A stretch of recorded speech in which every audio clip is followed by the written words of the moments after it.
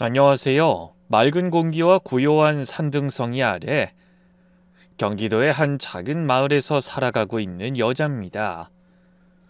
몇 해 전 이 평온한 일상에 균열을 일으킨 지금도 가끔 악몽처럼 떠오르는 소름 끼치는 사건이 있었습니다. 그날 이후 제 삶에 얽힌 오래된 사연들과 그 끔찍했던 순간들을 하나씩 꺼내어 글로 담아보려 합니다. 믿기 어려운 이야기일 수도 있지만 이 글을 읽는 당신이 잠시 귀를 기울여 주신다면 그날의 진실을 천천히 들려드릴게요. 흥미롭고도 섬뜩한 이 여정에 함께해 주신다면 저는 그것만으로도 충분히 감사하겠습니다. 40대 후반에 남편과 이혼을 했습니다. 그이는 회사에서 잘리고 5년 이상을 경제활동을 하지 않고 하루 종일 집에서 술만 마시고 빈둥거리기 일수인 사람이었는데 그런 남편을 제가 계속 데리고 산다는 건 고통이었고 고역이었습니다. 참고 참다 못해 애걸복걸 빌다시피 해서 겨우 이혼을 해냈어요. 그 순간엔 숨이 트이는 줄 알았는데 문제는 그때부터 또 다른 시작이었습니다. 사춘기에 접어든 아들과 단둘이 지내게 되었는데 그 아이가 점점 어두운 길로 접어들기 시작하면서 저는 하루하루가 전쟁 같았습니다. 선생님, 우리 현이가 학교에서 무슨 잘못을 했길래 부르신 거죠? 현이 어머님, 현이가 아이들한테 돈을 빼앗았어요. 20명의 아이에게서 총 4만 7천 원을요. 뭐라고요? 우리 현이가 친구들한테 돈을 뜯어냈단 말이에요? 그게 정말이에요? 네, 어머님. 아이들이 모두 진술했고 현이도 본인이 했다고 인정했습니다. 아이고 머리야. 어떻게 그런 짓을... 지금 현이는 어디 있나요? 이놈 제가 제대로 혼내겠습니다. 정말 죄송합니다, 선생님. 학생부 선생님이 지금 벌을 세우고 있어요. 그리고 현이는 앞으로 2주간 정학 조치가 내려질 예정입니다, 어머님. 남편과 이혼한 뒤로 중학생 아들은 서서히 삐딱하게 나가기 시작했습니다. 처음엔 학교 옥상에서 담배를 피우다 적발돼 몇 번 불려갔었고 그때마다 저는 가슴을 쓸어내리며 도망치듯 교무실을 나왔습니다. 그런데 이번엔 친구들의 돈을 빼앗았다는 말에 머릿속이 하얘졌습니다. 어떻게 이런 일이 벌어질 수 있을까 혼란스럽고 부끄럽고 참담했습니다. 저는 우선 피해를 본 학생들 하나하나에게 사과를 드리고 아이들의 잃은 돈의 10배를 돌려줬습니다. 이게 돈으로 해결될 문제는 아니라는 건 알았지만 엄마로서 할 수 있는 책임은 다해야 한다고 생각했습니다. 그리고 무릎 꿇고 벌을 서고 있는 아들의 머리를 세게 쥐어박았습니다. 이 녀석아, 할 짓이 없어 친구들 돈을 빼앗아? 너 지금 뭐 되는 줄 아냐? 네가 깡패야 뭐야? 아이씨, 왜 또 머리를 때리고 그래? 학생부 선생님한테도 실컷 혼났는데 엄마는 왜 또 그래? 그만하라니까. 이 녀석이 진짜... 너 도대체 뭐가 되려고 이 지경이야? 박현, 언제까지 이렇게 살 건데? 넌 진짜 엄마 속을 까맣게 태우는 놈이야. 안 되겠다. 어차피 학교에서 2주간 나오지 말라고 했으니까 그동안 집에서 엄마한테 똑똑히 혼나야 할 거다. 선생님도 각오를 하셨으니 얼른 따라 나와. 그렇게 아들을 집으로 데리고 와서 결국 몽둥이를 들었습니다. 아들을 향한 정과 분노가 뒤섞인 손끝은 떨리고 있었지만 잘못한 게 너무나 컸기에 그냥 넘어갈 수 없었습니다. 저는 있는 힘껏 아이를 먼지나게 때렸습니다. 그리고 목이 터져라 소리쳤죠. 학교에서 한 일이 얼마나 끔찍하고 무책임한 행동이었는지 한마디라도 가슴에 새기게 하려고 쉼없이 훈계했습니다. 그날 밤 저는 한숨도 자지 못했어요. 아들은 실컷 두들겨 맞고 방에서 울고 있었죠.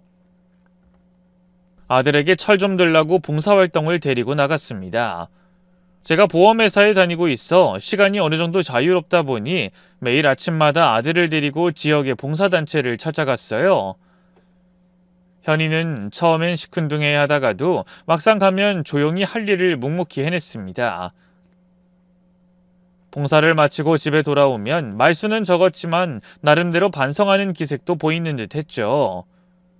저는 그 모습에 그래, 이제 조금씩 나아지겠구나 싶어 마음을 놓고 있었는데 일주일쯤 지났을 무렵 아들이 집을 나가버렸습니다. 가출이었어요. 갑자기 아무 말 없이 흔적도 없이 사라졌습니다. 처음엔 친구 집에 갔겠지 싶어 기다려봤지만 해가 지고도 돌아오지 않자 불안해졌고 결국 경찰에 신고했습니다. 아들을 찾아 동네를 헤매고 지인들에게 연락을 돌리고 파출소에도 들락날락했지만 사흘 동안 아무 소식이 없었습니다. 그렇게 애가 타던 어느 날 문이 열리고 아들이 아무렇지도 않은 얼굴로 들어왔습니다. 돈이 떨어지니까 결국 돌아온 거였죠. 너 도대체 어디서 뭘 하고 다닌 거야? 그냥 답답해서 며칠 바람 쐬고 왔어. 뭐야? 한마디 말도 없이 집을 나간 녀석이 아주 당당하네. 너 찾는다고 경찰이며 엄마며 온 동네가 뒤집힌 거 알아? 내가 미칠 뻔했다고. 그래서 어쩌라고. 난 이렇게 멀쩡하게 돌아왔잖아. 넌 아직도 정신을 못 차렸구나. 네 그 버릇 싹 다 고쳐주겠어. 이리 안 와? 또 때릴 거야? 엄마, 그럼 나 또 집 나갈 거야. 나 건들지 마. 아들이 말끝마다 가출하겠다고 협박을 하니 저는 손도 못 대고 말 한마디 똑바로 못하겠더군요. 눈앞에 멀쩡히 돌아온 건 다행인데 이걸 어떻게 다뤄야 할지 막막하고 머릿속이 하얘졌습니다. 현아, 엄마가 이혼해서 그래서 반항하는 거야? 아니면 다른 불만이 있는 거니? 제발 속 시원하게 말 좀 해봐. 아니야, 그런 거 없어. 아빠가 한심해서 이혼한 거잖아. 난 그거 이해해. 내가 왜 불만이겠어. 그럼 도대체 뭐가 문제야? 엄마가 어떻게 해야 네가 학생답게 지낼 거냐고. 대체 엄마가 뭘 더 해야 되는데? 내가 얼마나 큰 잘못을 했다고 이러는 건데. 알았어, 알겠다고. 앞으로 조용히 지낼게. 현이는 마치 대화를 더는 하고 싶지 않다는 듯 손사래를 치며 말끝을 흐리고 방으로 들어가 버렸습니다. 저는 문 앞에서 한참 서 있었지만 문을 열고 들어가거나 더는 소리치지 않았습니다. 괜히 또 손을 댔다간 이번엔 더 큰 일이 벌어질 것 같은 불안감이 온몸을 짓눌렀거든요. 그래서 그냥 내버려뒀습니다. 그 다음 날 저는 아들을 데리고 청소년 상담센터로 향했습니다. 이젠 혼내는 걸로는 안 되겠다 싶었고 아이가 진짜로 마음속 이야기를 꺼낼 수 있는 곳이 필요하다고 생각했기 때문입니다. 상담실에 들어가자 아들은 그 어느 때보다 조용하고 진지한 표정이었습니다. 평소와는 달리 장난도 없고 말투도 낮았어요. 상담 선생님은 굳이 과거의 잘못을 하나하나 들춰 말하기보다는 지금 이 순간 아들이 어떤 마음인지부터 물어봤습니다. 그랬더니 아이는 조심스럽게 이렇게 입을 열었죠. 그냥 저도 모르게 일을 저질렀어요. 담배 피우는 게 뭔가 멋있어 보여서 시작했고요. 친구들 돈을 빼앗은 건 뭔가 강해 보이고 싶어서요. 엄마랑 아빠가 이혼하고 나니까 왠지 제가 더 강해져야 할 것 같은 느낌이 자꾸 들어서. 근데 그 방법이 잘못된 거였던 것 같아요, 선생님. 그 말을 듣는 순간 저는 더는 참지 못하고 눈물이 왈칵 쏟아졌습니다. 아들이 어린 나이에 그렇게 무거운 책임감을 짊어지고 있었다는 사실이 가슴을 아리게 했죠. 제가 아들을 지켜줘야 했는데 도리어 어른들의 불화로 아이를 망가뜨린 건 아닐까? 그 자리에 주저앉고 싶을 만큼 깊은 죄책감이 몰려왔습니다. 상담을 마치고 집으로 돌아오는 길. 평소 같으면 잔소리라도 했겠지만 그날만큼은 단 한마디도 나오지 않았습니다.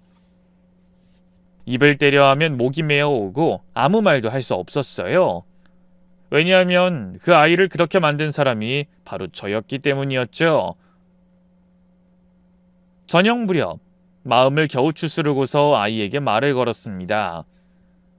현이야, 네가 알게 모르게 충격을 많이 받았던 모양이다. 이 엄마 때문에 상처를 많이 받은 것 같아서 정말 미안하다. 아니야, 엄마. 엄마가 잘못한 건 없지. 아빠가 그렇게 한심하게 살지만 않았어도 이용 같은 건 안 했을 거 아니야. 그리고 엄만 항상 최선을 다했잖아. 나한테도 밖에서 일할 때도 늘 열심히 했잖아. 엄마 덕분에 나 굶지 않고 이렇게 잘 살고 있잖아. 그냥 내가 사춘기가 세게 온 것 같아. 미안해, 엄마. 그래, 우리 현이 이제 진심을 말해줘서 고맙다. 너도 나도 앞으로는 서로 노력하면서 지내보자. 이제 엄한 사람 괴롭히거나 친구들 돈 빼앗는 짓 하면 안 되고 가출도 절대 하면 안 돼. 알겠지? 알았어, 약속할게. 이제 사고 안 치고 학생답게 공부 열심히 할게. 그날 밤 저는 처음으로 아이와 깊은 이야기를 나눈 것 같았습니다. 비로소 마음의 문이 조금 열린 것 같았고 아주 작은 희망이 가슴속에 피어났습니다. 한동안은 아들이 조용히 학교 생활을 잘 하는 것 같았습니다. 늦게나마 철이 든 건가 싶어 겨우 마음을 놓을 수 있었죠. 그런데 몇 달이 흐른 어느 날 경찰서에서 연락이 왔습니다. 가슴이 철렁 내려앉은 채 달려갔더니 아들이 다른 학교의 짱이라는 학생과 싸움을 벌였고 그 학생을 병원에 입원시킬 정도로 때려서 경찰에 입건됐다는 말이었습니다. 믿고 싶지 않았지만 눈앞에 손목에 파스를 붙이고 앉아있는 아들을 보자 모든 게 사실임을 실감할 수밖에 없었습니다. 박현, 이번엔 또 뭐야? 다른 학교 애를 때렸다고? 너 진짜 왜 그러는 건데? 엄마 별거 아니야. 그냥 학교 짱끼리 싸움을 좀 한 거야.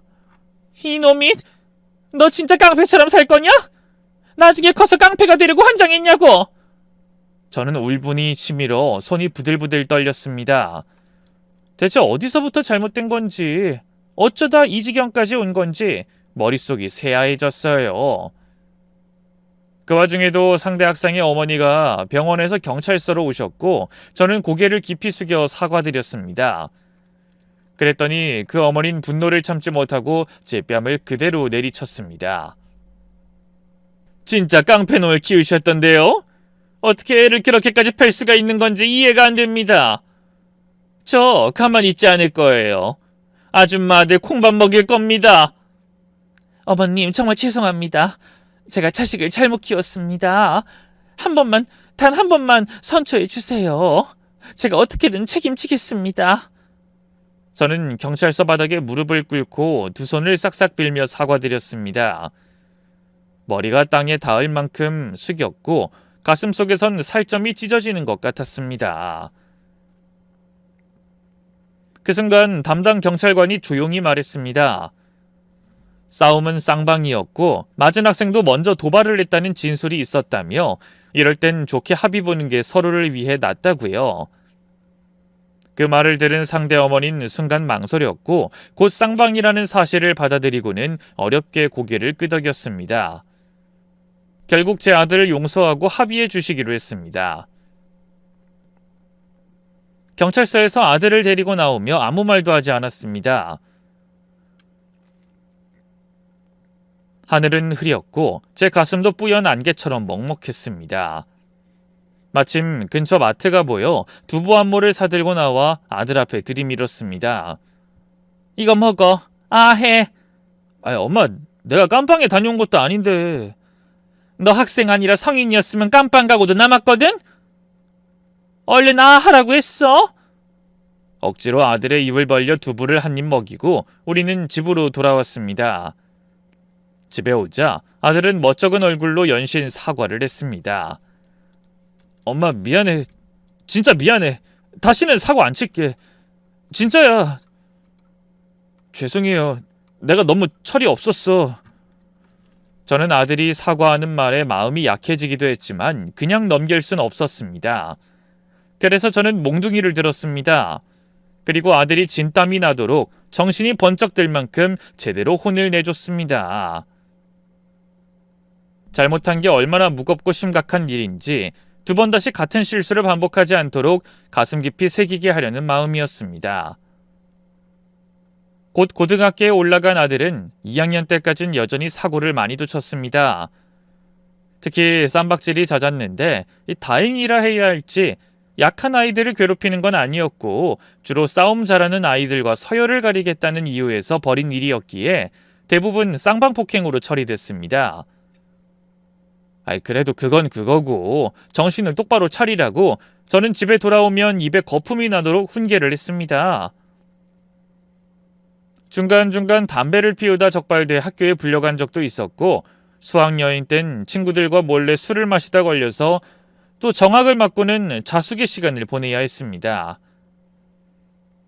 이렇게 속을 썩이던 아들이 믿기 힘들게도 고3이 되던 해 기적처럼 달라졌습니다. 어느 날 집에 들어왔는데 거실에 앉아 조용히 책을 들여다보고 있는 아들의 모습이 보였습니다. 현아, 너 지금 뭐하니? 설마 공부하는 거야? 엄마, 공부해서 대학 가야지. 세상에나, 공부랑 탐 쌓고 살던 네가 공부를 한다고?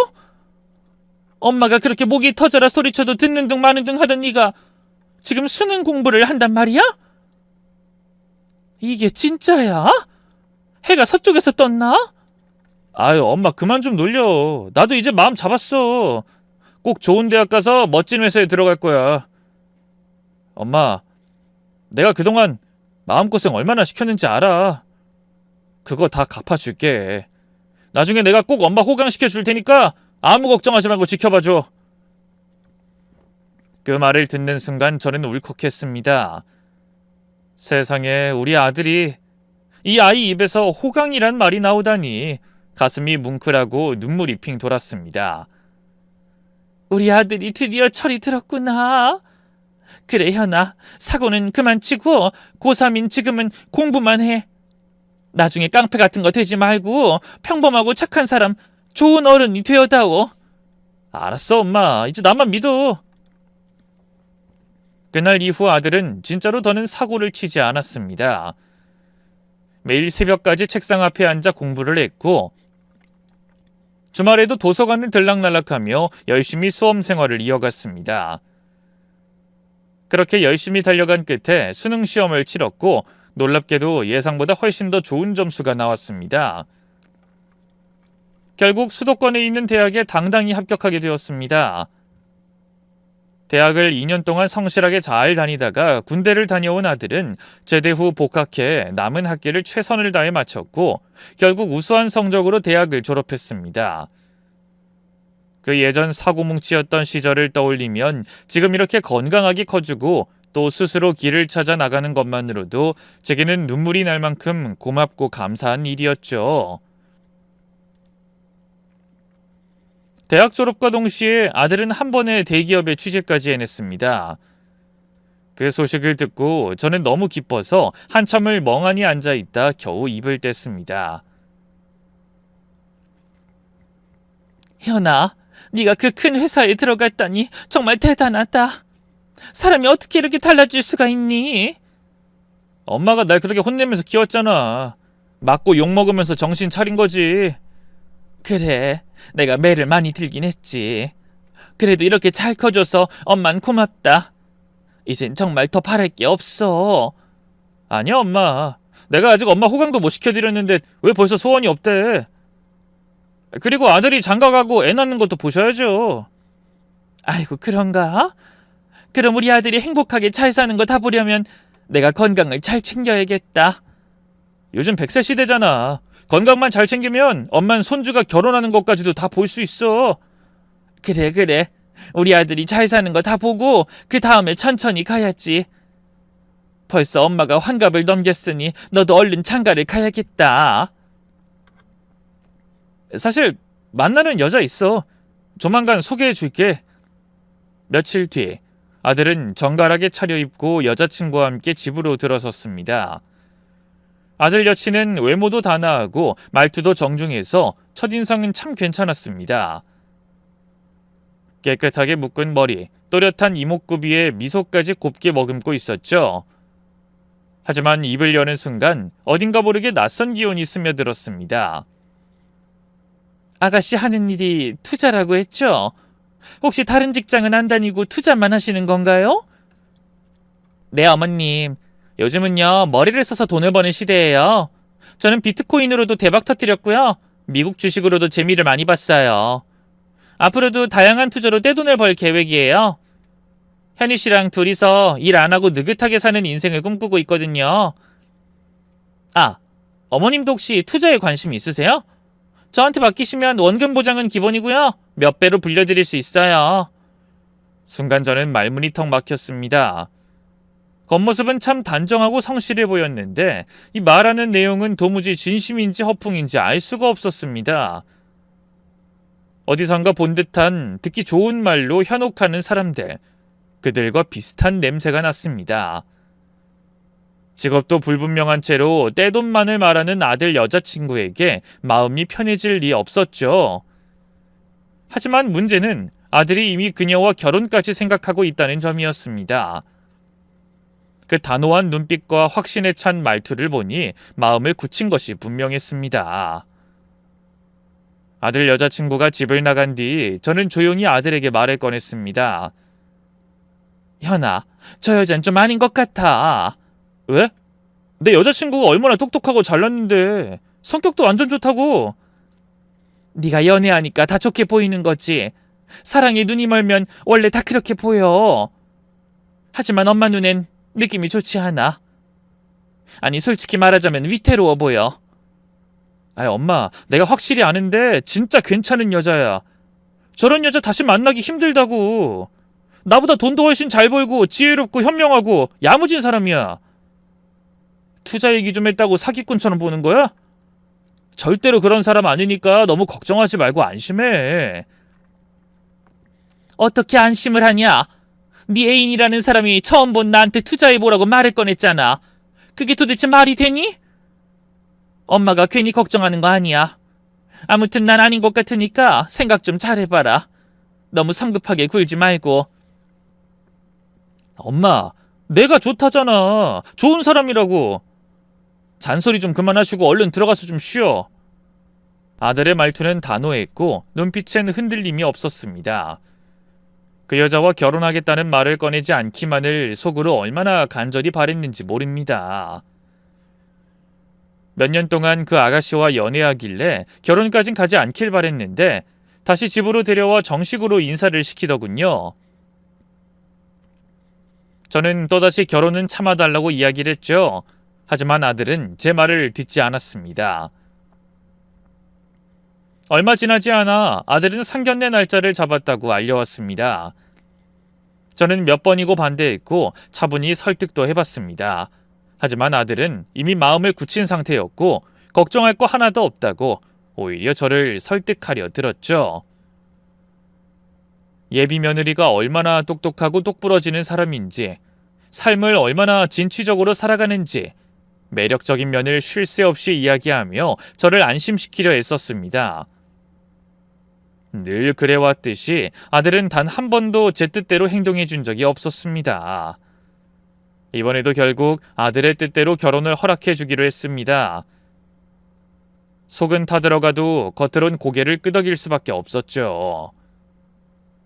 아들이 선택한 길이라면 다쳐도 자기 발로 걷다가 깨달아야 하니까요. 그게 엄마라는 사람의 끝끝내 외롭고도 씁쓸한 운명이니까요. 아들은 결혼한 뒤로 신혼 사는 재미가 아주 좋은지 연락도 뜸하고 얼굴 보기조차 어려웠습니다. 저는 굳이 연락을 재촉하거나 아들 부부 사이에 부담이 되는 존재가 되고 싶지 않아서 그들이 먼저 연락할 때까진 꼭 참고 기다렸습니다. 그렇게 조용히 혼자서 기다리던 어느 날 아들과 며느리가 예고도 없이 절 찾아왔습니다. 현관문을 열자마자 오랜만에 보는 아들의 얼굴이 눈에 들어왔고 저는 저도 모르게 환하게 웃으며 반가움을 표현했어요. 엄마 아들, 현아, 이게 얼마만이야? 그동안 잘 지냈냐? 신혼 재미가 좋았던 모양이네. 전화 한 통도 없고 말이야. 아이 엄마 미안. 그동안 아내랑 바쁘게 살다 보니 연락을 못했어. 그래서 이렇게 짠 하고 나타난 거야. 엄마 놀래켜 주려고. 그래 잘 왔다. 며느리도 잘 왔고. 혹시 밥 안 먹고 왔지? 네 어머님. 어머님 손맛 가득한 집밥이 너무 먹고 싶었어요. 오랜만에 뵈니까 너무너무 반갑고 좋아요, 어머님. 며느리와 마음이 완전히 가까워진 건 아니었지만 저는 최대한 친절하게 다정한 어투로 그녀를 대했습니다. 무엇보다 제 아들과 함께 사는 사람이니 정성을 다해 식사를 차려주고 말 한마디도 신중하게 골라가며 따뜻한 표현만 했습니다. 며느리가 먹는 게 아주 복스럽네. 얼굴도 예쁘고 성격도 참 좋은 게 요즘 여자들 같지가 않아. 며느라, 우리 아들 좀 잘 부탁한다. 언제 어디로 튈지 모르는 녀석이라 네가 좀 잘 붙잡아 둬야 해. 어머님, 이기가 얼마나 똑똑하고 현명한데요. 저보다 훨씬 나은 사람이에요. 아참, 얼마 전에 투자를 본격적으로 하겠다고 다니던 회사도 정리했어요. 뭐라고? 지금 뭐라고 했니? 회사를 관뒀다고? 그 순간 제 귀를 의심했습니다. 아들이 어렵게 들어간 그 큰 회사는 누군가에겐 꿈의 직장이었고 남들이 들어가고 싶어 안달을 내는 곳이었습니다. 그런 회사를 투자 하나 믿고 관뒀다고? 순간 등줄기를 타고 싸늘한 기운이 올라왔습니다. 현아, 이게 무슨 소리냐? 너 진짜 회사를 그만뒀어? 아들은 매우 자랑스럽게 어깨를 으쓱이며 대답했습니다. 관뒀어. 4년 채우고 받은 퇴직금이랑 모은 돈으로 투자 시작했는데 흐름이 아주 좋아. 엄마, 이런 식이면 금세 떼돈 벌어서 부자 될 것 같아. 뭐야? 아무리 그래도 그렇게 회사를 그만두는 건 아니지. 안정적인 수입이 있어야 가정이 돌아가는 거 아니냐? 엄마, 안정적인 직장이라는 건 다 옛말이야. 요즘 세상에 평생 직장 같은 건 없어. 그냥 하고 싶은 일 하면서 쉬엄쉬엄 느긋하게 살아가는 게 장땡이라고. 나 지금 투자 잘 돼서 정말 살맛 난다고. 아들의 얼굴은 들떠 있었고 눈빛은 확신으로 가득했지만 제 눈엔 헛바람이 단단히 든 사람처럼 보였습니다. 그 말을 듣는 순간 이 결혼을 기어이 말리지 못한 제 지난날이 뼛속까지 후회로 젖어들었습니다. 한참 동안 자신들의 성공 가능성을 늘어놓으며 자랑을 이어가던 아들과 며느리는 어느새 자연스럽게 이야기를 부탁으로 옮겨갔습니다. 엄마, 우리한테 투자금이 좀 모자라서 그런데 좀 빌려줄 수 있어? 뭐? 투자금을 빌려달라고? 그래, 몇 천만 원만 빌려줘. 금방 갚을 테니까 이 아들만 믿고 한 번만 투자해봐. 그 순간 저는 말문이 막혔습니다. 기가 막히다는 말이 그때만큼 피부로 와닿은 적이 없었습니다. 며느린 뒤이어 감미로운 말투로 절 설득하려 들었습니다. 어머님, 투자금만 조금 도와주시면 이자까지 보태서 꼭 돌려드릴게요. 저희가 이번에 투자하려는 쪽은 정말 확실한 데라 저희 가진 돈 다 넣으려고 하거든요. 위험한 거 아니니? 지금 너희 얘기 들어보니까 가진 돈을 몽땅 투자하겠다는 걸로 들리는데 그게 맞는 거야? 어머님, 저는 확신이 없으면 절대 시작도 안 해요. 완전 확실하니까 걱정하지 마세요. 이건요, 저희만 잘 살자는 게 아니고요. 어머님께도 기회를 드리는 거예요. 같이 한 배를 타자고요. 저는 가진 재산이 약간은 있었지만 그걸 이런 식으로 날려버릴 수는 없었습니다. 그리고 무엇보다도 제 아들이 그 좋은 회사를 그만두고 며느리의 말에 홀린 듯 이 방향으로 간다는 게 도무지 마음에 들지 않았죠. 그래서 단호하게 제안을 거절했고 아들에게 쓴소리를 했습니다. 현아, 너 이런 방식으로 사는 거 아무래도 아닌 것 같다. 투자고 뭐고 난 영 마음에 안 들어. 그 좋은 회사 때려치운 것도 너무 화가 나고 네 처한테 홀려서 그런 결정한 것 같아. 정신 좀 차려라 제발. 엄마 지금 뭐라는 거야? 우리가 무슨 불법적인 걸 하는 것도 아니고 똑똑하게 머리 써서 돈 버는 건데 못 믿어? 그리고 엄마한테도 기회를 주는 거라고. 왜 그렇게 부정적으로 받아들여? 왜 우리를 못 믿어? 현아, 난 불로소득은 성에 안 차는 사람이야. 평생 발로 뛰면서 벌어온 사람이거든. 너희가 이렇게 찾아와서 투자금 빌려달라는 건 난 탐탁지 않아. 제발 정신 좀 차리고 평범하게 살아. 그게 결국 너희 인생 지키는 길이야. 결국엔 우릴 못 믿겠다는 거네. 엄마 눈엔 우리가 엄마 등쳐먹으려고 작정하고 찾아온 거로 보이나 보지? 우리가 사기치러 온 걸로 보여? 진심으로 얘기하고 있는데. 아유, 아들아, 정신 좀 차려라. 며느리, 너도 정신 차리고. 제가 길게 한숨을 내쉬며 그렇게 말하자 아들과 며느린 얼굴이 굳더니 말없이 벌떡 일어나 자리를 정리했습니다.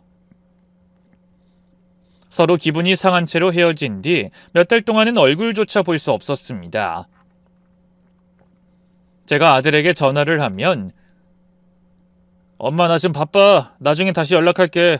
라고 짧은 인사말 뒤에 통화는 늘 싱겁게 끊어졌습니다. 돈을 주지 않았다는 서운함 때문인지 봄이와 꽃이 피고 계절이 바뀌도록 아들의 얼굴을 한 번도 보지 못했습니다. 그러던 중 가정의 달 5월이 다가왔고 어버이날이 밝아오자 마음 한구석이 괜히 허전했습니다. 전화 한 통, 메시지 하나라도 보내주면 좋았을 텐데 아들 부부는 아무런 연락도 없었습니다. 혼자 조용히 주방에서 라면이나 끓여 먹으려 물을 올리고 있는데 갑자기 초인종 소리가 울렸습니다. 깜짝 놀라 인터폰 앞으로 달려가 확인해 보니 그 낯익은 얼굴 둘이 보였습니다. 아들과 며느리였죠. 저는 그 순간 그동안의 서운함은 까맣게 잊은 채 얼른 현관문을 열고 반가운 얼굴로 마주했습니다. 현아, 며느라, 이게 얼마만이니? 2달은 넘었지? 엄마 오랜만이야. 그동안 연락 못해서 미안. 근데 이게 무슨 냄새야? 라면 끓였어? 그냥 대충 끼니 때우려고 했지 뭐. 아이 엄마 라면은 버리고 우리랑 맛있는 밥 먹으러 가자. 어버이날인데 제대로 효도하러 왔다니까. 같이 나가자. 지금? 아유, 그래. 그럼 옷만 갈아입고 나올게. 기다림 끝에 찾아온 아들 부부의 마음이 고마워 저는 기쁜 마음으로 서둘러 옷을 갈아입고 집을 나섰습니다. 그들을 따라 도착한 곳은 근사한 한정식 집이었고 저는 태어나 처음 코스 요리를 먹어봤습니다. 하나하나 정성스레 차려진 음식이 얼마나 맛있던지 젓가락을 놓을 수가 없었죠. 맛있다. 근데 여기 비싸지 않아? 엄마 아들이 그 정도 능력도 없는 줄 알아? 우리 요즘 아주 잘 벌고 있거든? 아유, 그래? 아직도 그 투자라는 걸로 벌고 있는 거야? 그거 안전하긴 한 거니? 제가 조심스럽게 묻자 며느리는 한숨을 쉬며 절 마주봤습니다. 그 눈빛엔 어딘가 가벼운 비웃음 같은 게 섞여 있었고 말투는 또렷했지만 싸늘했죠. 어머님, 투자가 나쁜 것도 아닌데 왜 그렇게 색안경을 끼고 보시나요? 저희 진짜 발로 뛰고 공부하고 리스크 따져가며 움직인다니까요. 요즘 그렇게까지 열심히 사는 사람 드물어요. 아유, 그래. 뭐 잘 되고 있다니 다행이구나. 그래, 너희가 잘 되길 엄마는 진심으로 바란다. 어머님한테 투자하란 말 안 할게요. 그러니 이제 편하게 드세요. 그 말에 어색한 웃음으로 고개를 끄덕이고 우리는 식사를 이어갔습니다. 하지만 언제부터인가 기억이 끊겨버렸습니다. 숟가락을 들고 있던 손끝이 저리더니 눈꺼풀이 이상하리만치 무거워졌고 그대로 의식이 스르르 꺼졌습니다. 눈을 떴을 때는 이미 어딘가로 이동 중이었습니다. 주변은 어두웠고 몸이 제대로 움직이지 않았습니다. 눈을 완전히 뜨기도 힘들었고 꿈인지 현실인지 모를 그 흐릿한 순간에 익숙한 목소리가 들려왔습니다. 아들은 제 몸을 가볍게 일으켜 등에 엎더니 승합차 뒷좌석에 조심스럽게 눕혔습니다. 몸은 움직이지 않았고 손끝조차 감각이 없었지만 귀는 살아있었습니다. 아들 부부의 대화는 제 인생에서 가장 믿고 싶지 않은 진실이 되어 귓가를 때렸습니다. 자기야, 어머님 언제 깨어나실까? 오늘 안에 못 깨어나. 차에 태워서 목적지로 가자. 어머님이 깨어나면 아주 깜짝 놀라겠네. 우리가 준비한 걸 보면 소스라치게 놀라서 또 기절할지도 몰라. 자자 서둘러. 해지기 전에 다 끝내야지. 어둠이 깔려야 움직이기 더 좋다고. 그 순간 제 몸은 승합차 뒷좌석에 고정됐습니다. 안전벨트로 꽉 조여져 있었고 팔과 다리는 돌덩이처럼 무거웠습니다. 눈꺼풀은 천근만근이었죠. 그러나 마음은 이미 도망치고 있었습니다. 차가 울퉁불퉁한 비포장 도로에 진입했을 때 몸이 퉁퉁 튕겼습니다. 그 충격에 잠긴 감각이 서서히 돌아오기 시작했죠. 눈이 조금씩 떠졌고 흐릿하게나마 창밖 풍경이 보였습니다. 허허벌판 잡초만 무성한 들녘이 보였죠. 그리고 아들의 승합차 뒤편에 놓인 삽자루 하나, 순간 숨이 멎는 것 같았습니다. 쇳소리가 귀에 닿는 순간 머릿속에 번개가 쳤습니다. 전에 돈을 빌려주지 않았다고 어버이날에 이런 일을 벌이는 것일까? 내 재산을 받아내려고 이런 짓을 하는 것일까? 그때 들려온 대화는 제 심장을 망치처럼 내려쳤습니다. 자기야, 어머님 자산이 얼마나 돼? 글쎄, 집이랑 현금도 꽤 있을걸? 보험일 열심히 하셔서 보험왕도 몇 번 하셨거든. 그랬구나. 그래서 투자 제안을 거절했나 보네. 여유가 있으시니까. 열심히 살아오셨지. 근데 더는 그렇게 못 사셔. 우리가 마무리를 해드릴 테니까. 그래, 오늘 제대로 흙냄새 맡게 해드리자. 편하게 쉬시게. 삽, 흙, 해가 지기 전 모든 단어가 칼날처럼 살을 파고들었습니다. 이대로 아들 부부가 원하는 대로 당해주면 안 된다는 생각이 들었고 그 순간 온몸의 세포가 비명을 지르듯 다시 살아나기 시작했습니다. 발끝에 살짝 감각이 돌아오고 숨을 깊이 들이마셨습니다. 간신히, 작게, 아주 작게 손가락을 움직일 수 있었습니다. 이윽고 차가 멈췄습니다. 실눈을 떠보니 숲속에 도착했습니다. 저는 어떻게 해야 할지 머릿속으로 온갖 생각이 휘몰아치기도 전에 아들과 며느리가 차에서 내리더니 망설임 하나 없이 뒷좌석 문을 열었습니다. 그리곤 제 몸에 손을 대며 끌어내리려 했습니다.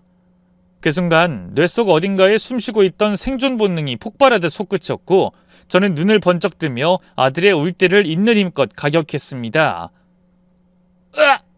엄마! 어머님 정신이 드세요? 근데 왜 그러세요? 몰라서 묻는 거냐? 이 못된 것들아! 다음은 네 차례다! 저는 말이 끝나기 무섭게 옆에 있던 며느리의 얼굴을 향해 고개를 돌렸고 그녀의 귀를 그대로 이로 물어버렸습니다. 며느리의 비명이 숲속 어귀를 찢고 퍼졌습니다. 비명이 숲속을 울릴 때 아들과 며느린 아픔에 놀라 뒤로 물러섰고 저는 그 순간을 놓치지 않고 힘겹게 몸을 일으켜 차에서 뛰쳐나왔습니다. 발은 후들거렸지만 살겠다는 의지 하나로 저는 죽을 힘을 다해 숲속을 향해 달렸죠. 엄마 어디가? 여긴 숲속이야. 뛰어서 나가려면 1시간은 걸려. 엄마 제발 우리 말 좀 들어봐. 어머님 저희가 준비한 선물 보여드리러 온 거예요. 왜 이러세요 어머님. 거기서 멈춰주세요. 멈추라고? 니들 같으면 지금 이 상황에서 멈추겠냐? 소리를 꽥 지르며 발에 돌이 밟히든 풀에 발목이 감기든 아랑곳하지 않고 무작정 달렸습니다. 그런데 뒤에서 웅 하는 엔진 소리가 들리더니 아들과 며느리가 탄 차가 순식간에 제 앞을 가로막듯 달려와 멈췄습니다. 두 사람의 표정은 놀란 듯도 어이없다는 듯도 보였습니다. 엄마 어딜 그렇게 가? 도대체 왜 그래? 박현 너 어릴 때부터 싸움질에 돈 뺏는 거 일삼더니 이제 네 엄마까지 이렇게 하냐? 어버이날에 이런 짓을 저질러야겠어? 그게 무슨 말이야 엄마. 우리 진짜 보여줄 게 있어서 모시고 온 거야. 어서 타. 오해하지 말고 그냥 타봐. 보여준다고? 이 차에 태워서 숲 한가운데 데려와서 삽까지 싣고 와서 뭘 보여주겠다는 거냐?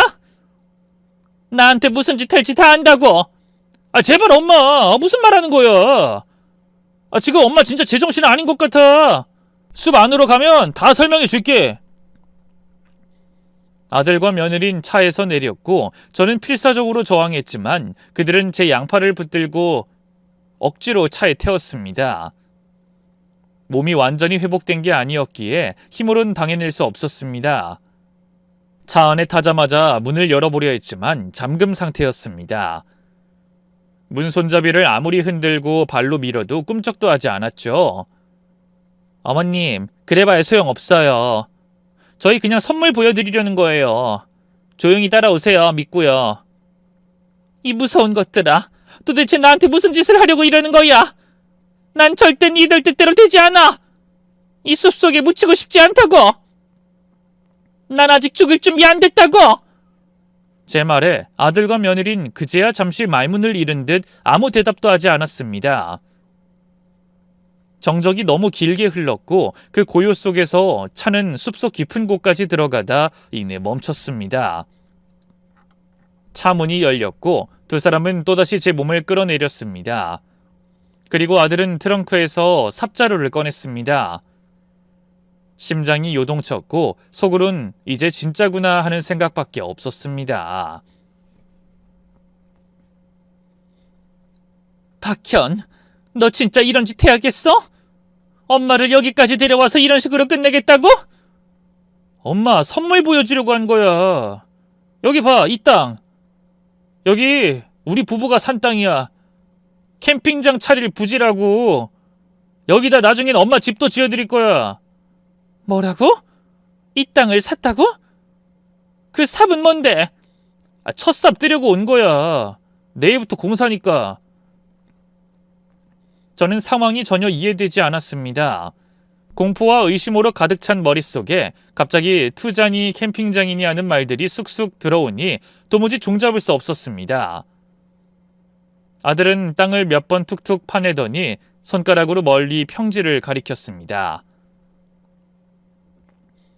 여기 내일부터 공사 시작이야. 오늘은 첫삽 뜨려고 엄마 모시고 온 거야. 어버이날에 보여드리고 싶었어. 여기가 우리가 준비한 선물이야, 엄마. 어때? 바람도 좋고 땅도 평탄하고 숲도 예쁘잖아. 그러니까 날 해치려고 데려온 게 아니라는 거야? 그제야 아들과 며느린 경악한 표정으로 서로를 바라보더니 며느리가 제 양 어깨를 잡고 울먹였습니다. 어머님 진짜 왜 그러세요? 저희가 무슨 그런 짓을 해요? 도대체 무슨 상상을 하신 거예요? 그러면서 다다다다다 연달아 말하기 시작했습니다. 아까 한정식집에서 땅콩 들어간 소스 드신 거 기억 안 나세요? 어머님 견과류 알레르기 있잖아요. 소스에 땅콩이 들어있는 걸 모르고 드셔서 갑자기 호흡 곤란 오고 거품 물고 쓰러지셨다고요. 뭐라고? 내가 식당에서 쓰러졌다고? 네. 저희 얼마나 놀랐는데요. 바로 병원 응급실로 모셔갖고 다행히 치료받고 3시간 만에 깨어나셨잖아요. 의사도 이제 괜찮다고 했고 어머님 주무시는 동안 캠핑장으로 데려온 거예요. 어버이날 선물로 보여드리고 싶어서요. 그럼 진짜로 날 해치려던 게 아니라? 어머님, 저희가 어떻게 그런 거래요? 정말 너무하시네요. 며느린 눈가에 눈물을 맺고 호소했고 아들은 고개를 떨군 채 입술을 깨물고 있었습니다. 그 순간 퍼뜩 병원 천장, 의사 얼굴, 심전도 소리, 링거줄, 기억이 스르르 떠올랐습니다. 분명 그때 숨을 못 쉬었고 의식을 잃었던 게 그게 정말이었습니다. 모두 다 기억이 났습니다. 저는 조용히 땅바닥에 주저앉았죠. 아들과 며느리를 올려다보며 저는 천천히 거의 숨결처럼 중얼거렸습니다. 난 그런 것도 모르고 니들이 날 이 숲에서 마지막 날을 보내게 하려는 줄 알았네. 엄마, 세상에 어떻게 그런 상상을 해? 내가 아무리 과거에 사고를 많이 치고 불효자라도 그런 몹쓸 짓을 할 리가 있겠어? 엄마, 난 절대로 그런 끔찍한 일은 절대 못해. 난 그런 못된 놈 아니야. 아들의 눈이 동그래지며 떨렸고 목소리엔 울컥한 감정이 묻어나 있었습니다. 그러자 옆에 있던 며느리가 조용히 아들의 팔을 잡고 진정시키듯 말했습니다. 여보, 어머님이 아직 완전히 정신이 드신 상태가 아닌 것 같아. 병원에서 치료받고 나왔다곤 해도 심한 쇼크 상태였잖아. 우리가 오늘 굳이 여기까지 모시고 오는 게 아니었어. 이건 우리가 잘못한 거야. 아들의 입술이 떨렸고 이마를 짚으며 한참을 머뭇거리다가 고개를 떨군 채 말했습니다. 그런가? 맞아. 괜히 오바해서 엄마한테 무리한 걸지도 모르겠다. 어버이날이라 꼭 오늘 보여드리고 싶어서 그랬어. 저는 여전히 두근거리는 가슴을 진정시키며 그들의 말을 조용히 들었습니다. 둘은 흥분하지 않고 차분한 어조로 자신들의 계획을 하나하나 설명했습니다. 지금껏 투자로 큰 이익을 본 아들 부부는 그 돈으로 땅을 매입했고 여기에 캠핑장을 조성할 계획이랍니다. 게다가 제가 언젠가 무심코 숲공기 좋은 데서 말년 보내면 좋겠다라고 흘린 말을 듣고 아들이 제 집을 여기에 짓는 거라고 했어요. 그 말을 마음에 새겨두고 실제로 그 소원을 이뤄주려 했다는 겁니다. 현아, 며느라, 미안하다. 그리고 고맙다. 아유, 내가 망상에 빠져서 별짓을 다 했네. 아들, 울 때 괜찮니? 며느라, 귀 괜찮아? 어머머, 이빨 자국이 그대로 남아있네. 아이고, 아프겠다.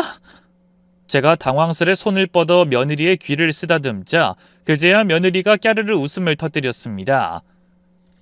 그 웃음소리는 나뭇잎 흔들리는 숲속 공기처럼 맑았고 저도 따라 웃음이 터져나왔습니다.